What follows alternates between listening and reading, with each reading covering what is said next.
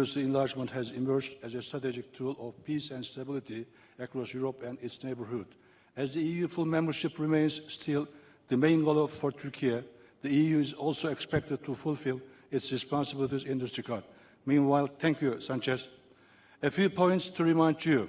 The Cyprus issue is not an issue of occupation. The Greek Cypriots started dividing the island in 1963. The legitimate intervention in the 1974 was carried out to stop the irredentist Greek Cypriot terrorist ethnic cleansing attempts against the Turkish Cypriots. There have been no incidents since the peace operation. A lasting solution has been blocked by the Greek Cypriots, just as they rejected the UN Annan plan in 2004 and left peace talks in Crans-Montana in 2017. Since the threat against the existence of the Turkish Cypriots continue, Turkish armed forces are still on the island to protect them under the framework of the 1960 treaties as guarantor power. The final note, Turkey is always in favor of solving all the problems through dialogue. Thank you. Is Geάδη Geάδη from the European Parliament. Thank you, Mr. Chairman. What Mr. Akar said is unacceptable. Let's learn a little bit about foreign policy and international law. Turkey's invasion of Cyprus was illegal. No country has the right to invade and occupy another country. Of course, perhaps in Turkey's language, the words democracy and Europe are translated as genocide of the Armenians, of Greek of the Pontus and Greek Cypriots, or by financing of Islamic radical terrorist organization in the Middle East.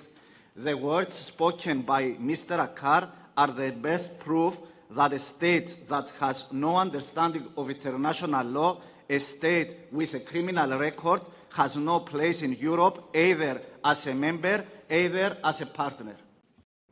Thank you, Mr. Chair. The EU's initiatives to address the current challenges remain fragmented and insufficient. While applying a range of the sanction packages, the EU spent 22 billion euros on Russian oil and gas, while providing the 19 billion euro financial aid to Ukraine in 2024.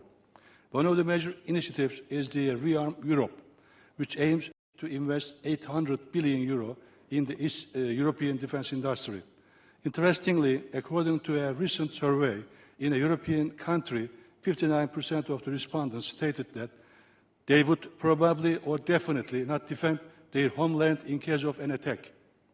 Only 16% expressed a firm willingness to take up arms. Similar trends have been observed elsewhere across Europe. Therefore, the matter is whether you can find people who are willing and equipped to use what you produce. A final note, a Greek Cypriot colleague has used this conference for hate speech against Turkey, against my country.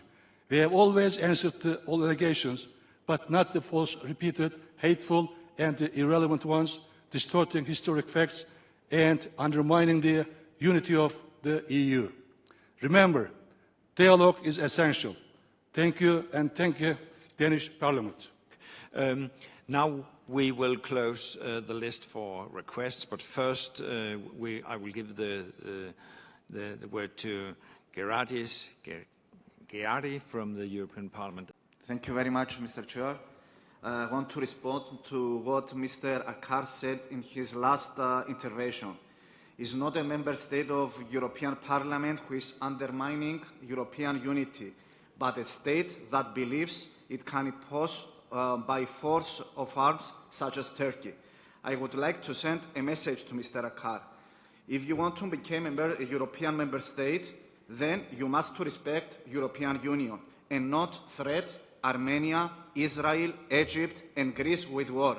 You cannot have a place in Europe as long as the occupation continues, as long as the Turkey does not recognize Republic of Cyprus, a member state of European Union, as long as you do not tell us where is the missing person are.